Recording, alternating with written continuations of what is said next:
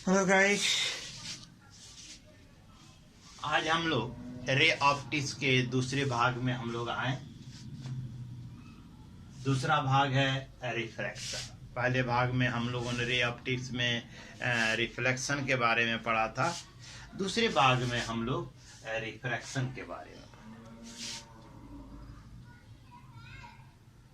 जो रिफ्रैक्शन की लाइट की जो रिफ्रैक्शन होती है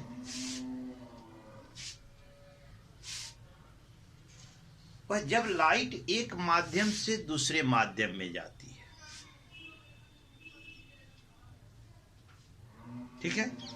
मीडियम क्या है ये हम अब सभी जानते हैं, है ना। Everything surrounding to us is the medium. It may be air, water and any other object. The light should be travel. Mostly आप कहें कि हम वुड भी एक मीडियम है तो वुड से भी होकर लाइट ट्रेवल कर सकता है। ब्रिक है वे भी एक मीडियम है तो इसे भी लाइट ट्रेवल कर सकता है। नहीं, light can travel only through those medium which are either transparent और ट्रांसलूसेंट। या तो कंप्लीटली ट्रांसपेरेंट हो या ट्रांसलूसेंट।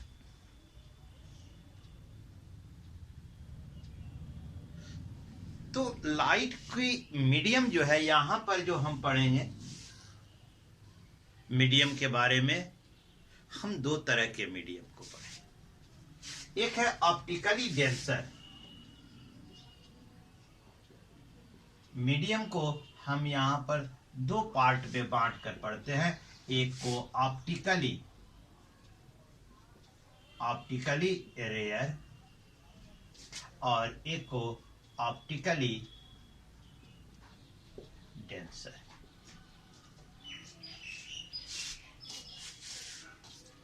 डेंसर डेंस से बना है, यानी ज्यादा जिसमें जिसकी डेंसिटी अधिक हो। तो यहां हम optically rare and optically denser.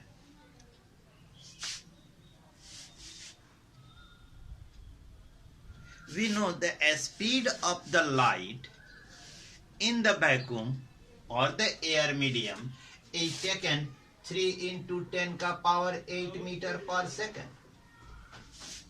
आप जानते हैं कि लाइट की स्पीड जो होती है वैक्यूम या एयर से होकर हम नॉर्मली क्या लेते हैं, 3 into 10 का पावर 8 मीटर पर second.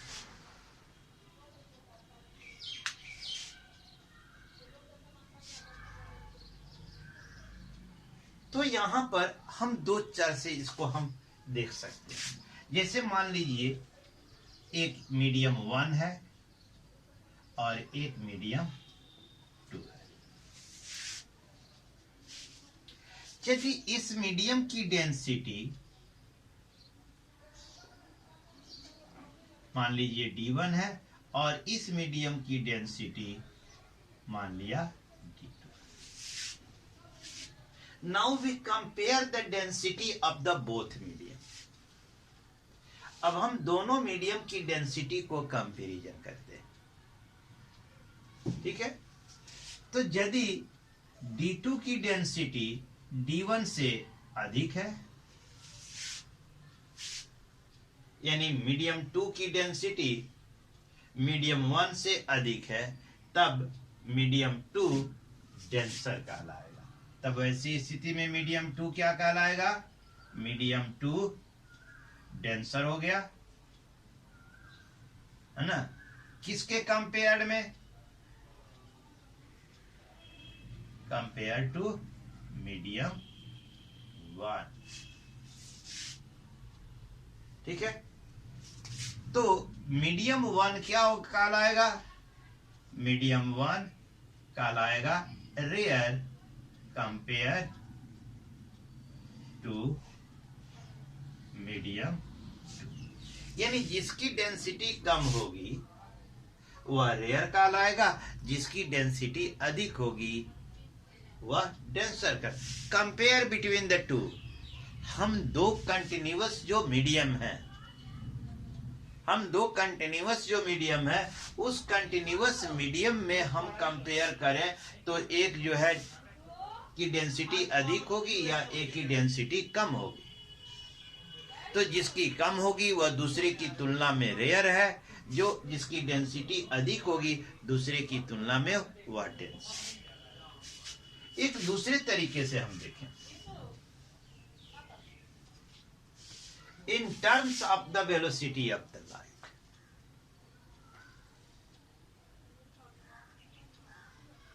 the medium in which the velocity of light compared to the other medium decrease is called optically denser, है ना। if the है ना velocity of light in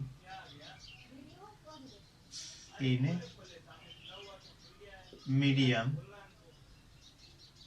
compared, if the velocity of light in a medium is less than compared to other medium is known as optically denser, उसे हम optically denser कहते हैं। यानी कि वह मीडियम जिसमें वेलोसिटी ऑफ लाइट दूसरे की तुलना में कम हो जाए तो वह जो है ऑप्टिकली डेंसर है कंपेयर टू अदर, है ना। The medium in which the velocity of light increase compared to other medium is called optically rare medium, optically rare medium. ठीक है ना। यहां पर हम लिख दें थोड़ा सा, द मीडियम इन विच, है ना, the medium in which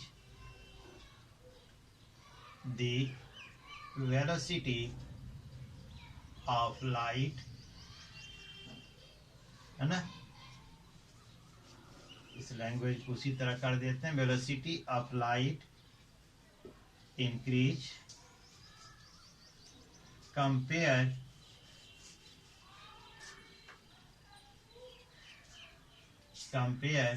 to other medium is called optically denser medium, decrease denser, यानी वह माध्यम जिसमें वेलोसिटी ऑफ लाइट कम हो जाती है कंपेयर टू अदर मीडियम उसे ऑप्टिकली डेंसर कहते हैं, और जिसमें इंक्रीज कर जाती है उसे ऑप्टिकली रेयर कहते हैं। तो आपने समझा कि मीडियम को हम ऑप्टिकली यानी प्रकाशीय रूप से हम दो कैटेगरी में बांट के रखते हैं, एक ऑप्टिकली डेंसर, एक ऑप्टिकली रेयर। ठीक है। तो ये हमारा आज का टर्म था कि ऑप्टिकली डेंसर और ऑप्टिकली रेयर मीडियम। अब आइए देखते हैं what is the refraction of light, है ना, refraction of light. When the light is going from one medium to another medium, it deviates from its path. This phenomenon is called refraction. यानी जब light एक माध्यम से दूसरे माध्यम में जाती है तो यह अपने पथ से भटक जाती है, जिस घटना को, है ना, इस घटना को हम रिफ्रैक्शन ऑफ लाइट कहते हैं. सपोज दैट ए बी, इसे हम सेपरेटिंग प्लेन कहते हैं, which separate the two continuous medium. ऊपर है मीडियम वन और नीचे है medium two. Suppose that the source of light is situated in medium 1 from which a light was incident on the separating plane. ठीक है, यह सेपरेटिंग प्लेन में के ऊपर क्या होती है, इंसिडेंट करती है. ठीक है,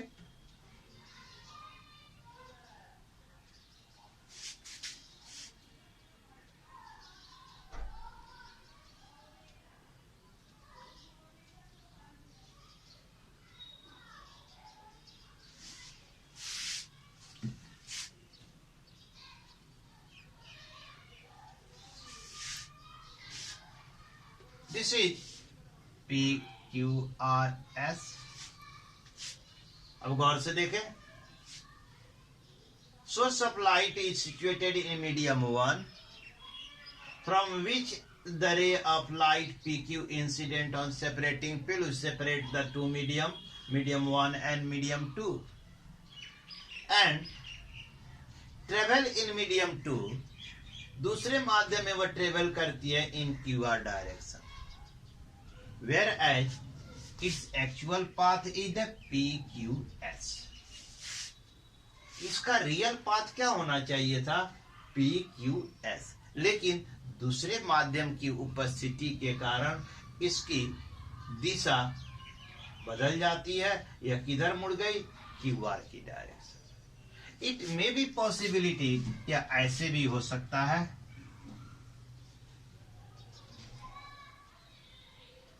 ये हो गया मीडियम 1, ठीक है, ये हो गया आपका मीडियम 2. मान लीजिए कि ये सोर्स ऑफ लाइट है P और इसे चले जाना चाहिए था, एक्चुअल डायरेक्शन इसका यही, लेकिन यह मुड़ गई इस दिशा में. देखें, इसका एक्चुअल जो डायरेक्शन है वह है आपका PQS, लेकिन सेकेंड मीडियम की उपस्थिति के कारण यह किधर मुड़ गई, PQR. इसकी दिशा देखें, मुड़ गई, ये अपने रास्ते से इसका पथ जो है क्या है, मुड़ गया. इसी घटना को हम क्या कहते हैं, रिफ्रैक्शन ऑफ लाइट. यानी when a beam of light is going from one medium to another medium, it deviate from its path. ठीक है, this phenomenon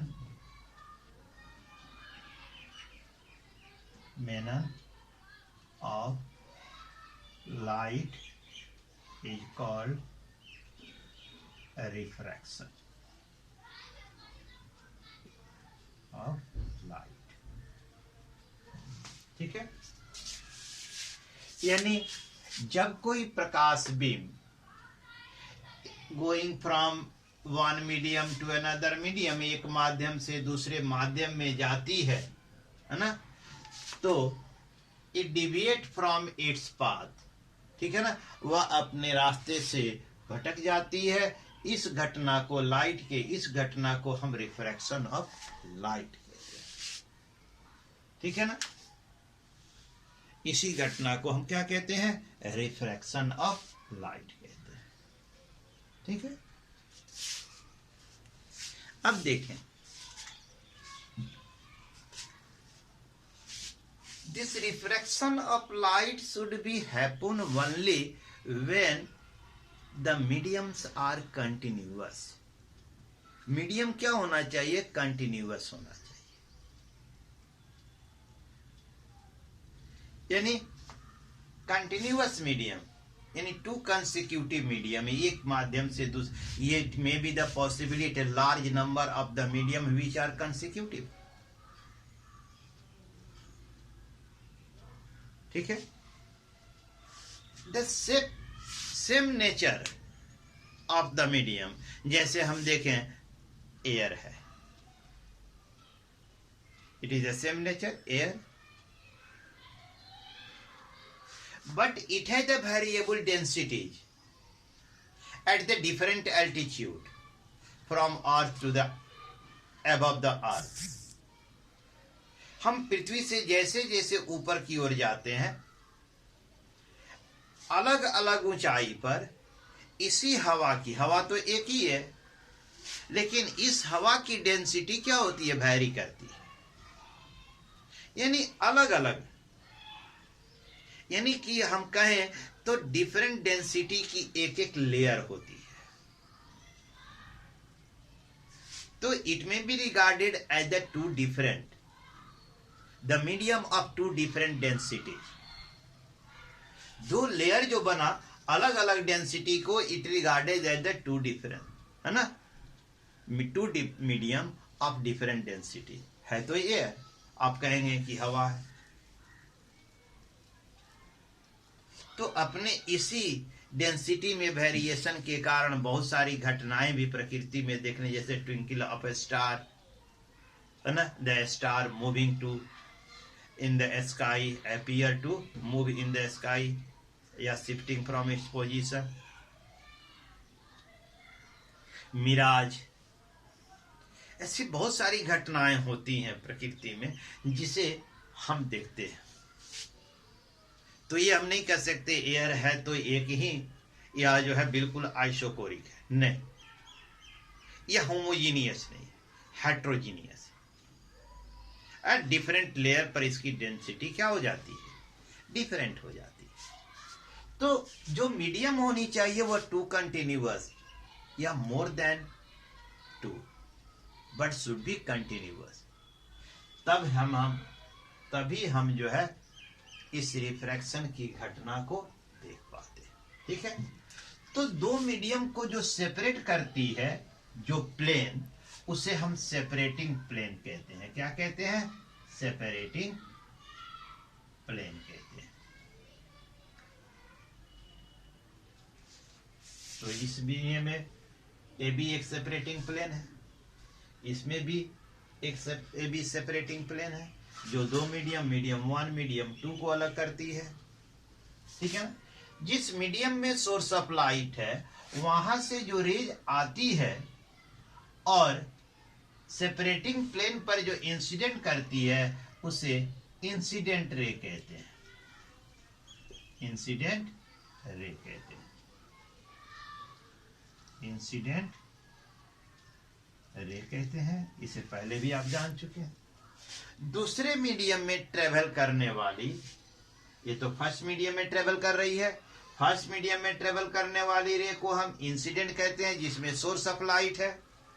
दूसरे मीडियम में जाने वाली रेज को हम रिफ्रैक्टेड रे कहते हैं। क्या कहते हैं, रिफ्रैक्टेड रे कहते हैं। ये भी आपका क्या है, रिफ्रैक्टेड। सेपरेटिंग प्लेन के जिस पॉइंट पर इंसिडेंट रे स्ट्राइक करती है, यानी क्यू पर स्ट्राइक करती है, यहाँ क्यू पर स्ट्राइक करती है, तो ये क्या हो गया, इंसिडेंट पॉइंट हो गया, इंसिडेंट पॉइंट हो गया।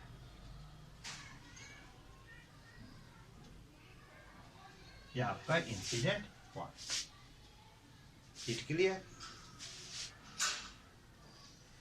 जैसा कि आपने रिफ्लेक्शन में भी देखा था, incident ray, reflected ray, incident point, normal, ये सब कुछ यही पर। अब जो इंसिडेंट पॉइंट है, ठीक है, इस सेपरेटिंग प्लेन के ऊपर इंसिडेंट पॉइंट पर जब हम एक परपेंडिकुलर डाल दें, ये इंसिडेंट पॉइंट पर इस सेपरेटिंग प्लेन के परपेंडिकुलर एक हम डाल दें, है ना, जैसे मान लीजिए ये mn हो गया, mn, तो इसे हम नॉर्मल कहते हैं। क्या कहते हैं? नॉर्मल कहते हैं। इसे हम नॉर्मल कहते हैं, ठीक है। तो यानी PQ क्या है? इंसिडेंट रे, ठीक है। QR क्या है? रिफ्रैक्टेड रे, है ना। MN क्या है? नॉर्मल। Q क्या है? Incident point. और AB क्या है? सेपरेटिंग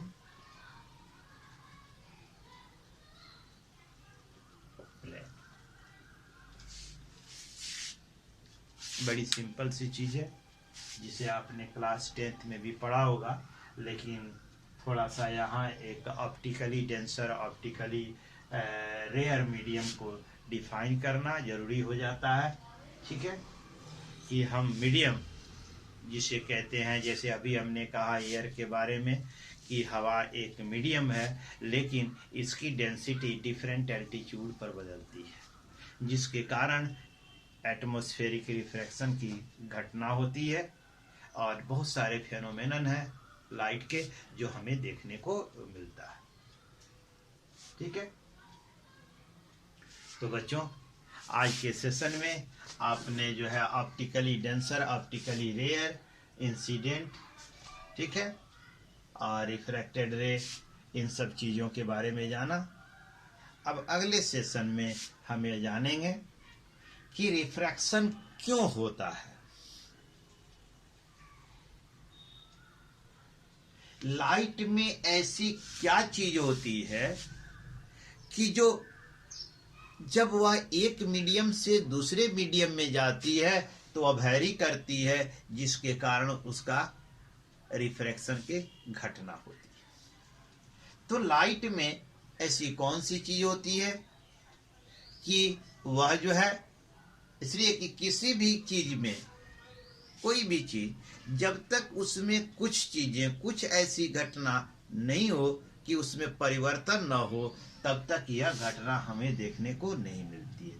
तो लाइट जब एक मीडियम से दूसरे मीडियम में जाती है तो ऐसा क्या होता है, जिसके कारण या तो उसकी स्पीड बढ़ जाती है या उसकी स्पीड घट जाती है। यानी कहने का अर्थ है कि रिफ्रैक्शन की घटना क्यों होती है, उसका कारण क्या है। So I will discuss in the next session. Till then, have you nice days.